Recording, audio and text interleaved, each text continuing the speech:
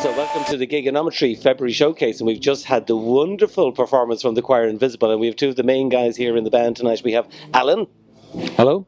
And we have, well, who do we have? Is it Rory or is it Felix? Felix for tonight. Felix Lamont, you're very, very welcome. It's a stupid name, but it has to be done. But it's groovy, man. It's groovy. When I see Felix Lamont playing in a band, I want to go and see them. So I think you absolutely got to work with that. So Alan, we saw you here about a year and a bit ago, and it was quite a different lineup. Yourself and Felix and Joe, I think, were Shay were part of the band. But since then, you've had a bit of a change in lineup. So what's been going on in the last year or so?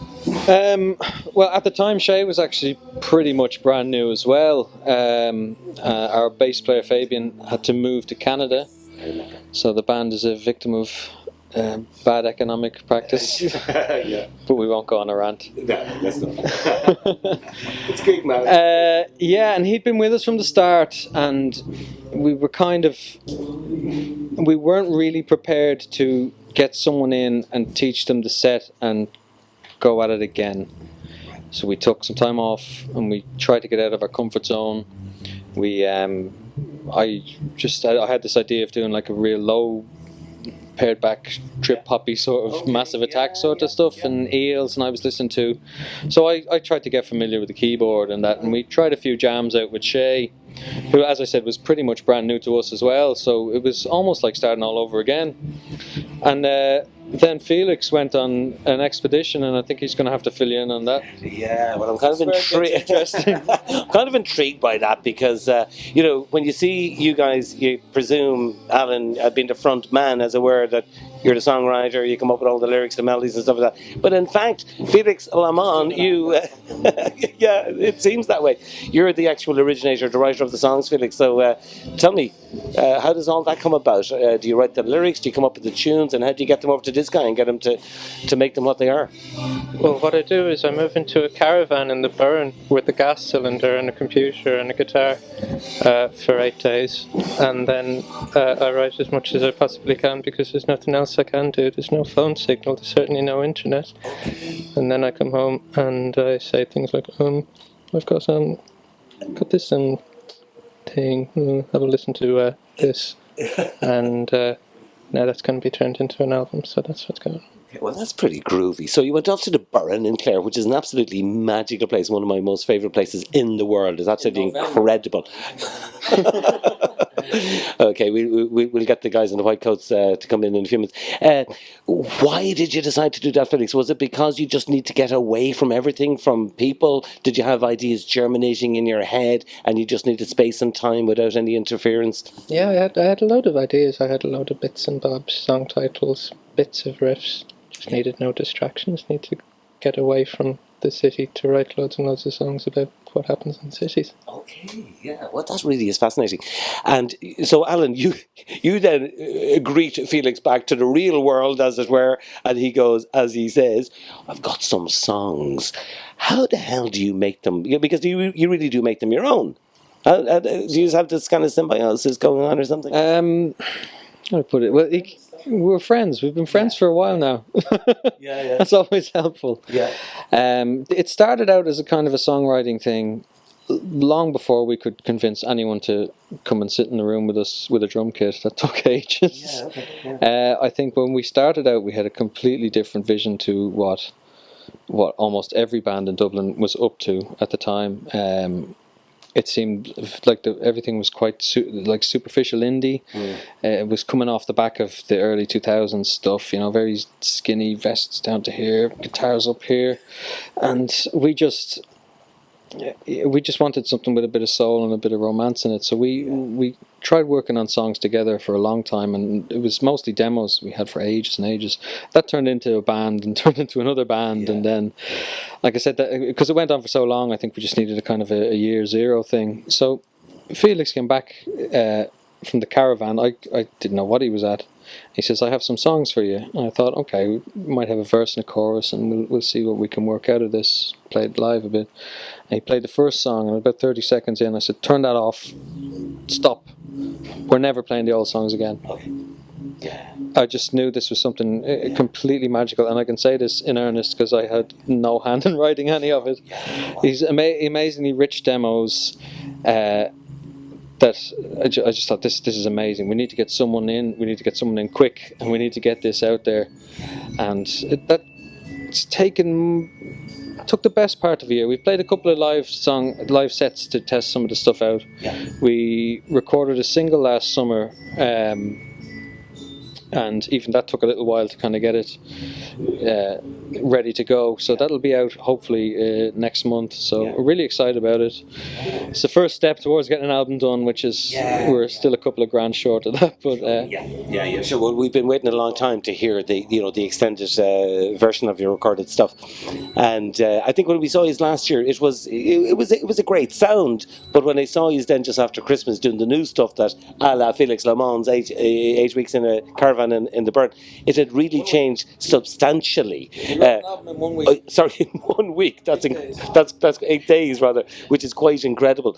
So Felix, when you wrote that album in the caravan in 8 days, did you have a vision for how it was going to sound, or did you let the guys just organically do what they would with the structures and the lyrics that you'd put together? In terms of the songs, I pretty much knew my own limitations, basically what I couldn't do, whether it's with the song, with the synthesizer or with the guitar, and I just worked within those limitations. It's one of the most powerful things you can do, is to actually know you set the parameters, and then you work around those.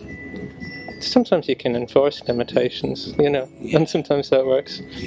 I knew that the sound was going to be a bit more adventurous. Like, for the first time, I actually composed strings the proper way, or what I think might be the proper way. And I worked in some new synth sounds and things like that. And one of the most interesting things when we play live now is what we can do with the keyboard, and what we can do with the wealth of sounds that we have at our fingertips these days. There's no one. I don't think there's anyone that sounds like us. Certainly. I have to say, it is quite a unique sound, all right. And I know you're saying that the keyboards and the strings are kind of a key element of it, and yet you're still a very guitar-driven band as well. You're both obviously playing guitar and interplaying off each other quite well. And Felix, you're one of the most. I described you as the most dapper dude in rock and roll, which I think has to be said is quite true. And the evidence. Thank you very much. Excellent. Oh, it's something I've always wanted, a Choir Invisible badge, and something I have to say that you look great on stage. And when I saw you do your album, your headline gig a few months ago, the whole theatricality of the show was quite important as well, I feel. Is that something that you really want to do, Alan? Yeah, and that was really only sort of testing the waters on that. With big ideas for translating the songs into more of a stage show. They feel, to go back to your earlier question about singing someone else's songs and things like that, they kind of feel like they're sort of templates for characters in a lot of ways. They weren't necessarily written about specific people. There's little bits of other people in them, I think. So you some of the songs I listen to, I says, "You bastard, that's about me, isn't it?" And I warned everybody I played it for, that it's nobody. But there's kind of universal ideas and themes and issues of identity and alienation, and just the big city and having big ideas that you can't always realize sometimes, and then like the frustrations of other people being maybe superficial, and just there's loads of stuff I recognize in myself. I mean, it's probably why we're such good friends. We think quite similarly. Yeah, well, that really comes across, the whole cohesiveness of the, to hear the backstory about how the songs were actually written is quite incredible when you see the full performance of the band, which seems like a completely cohesive thing.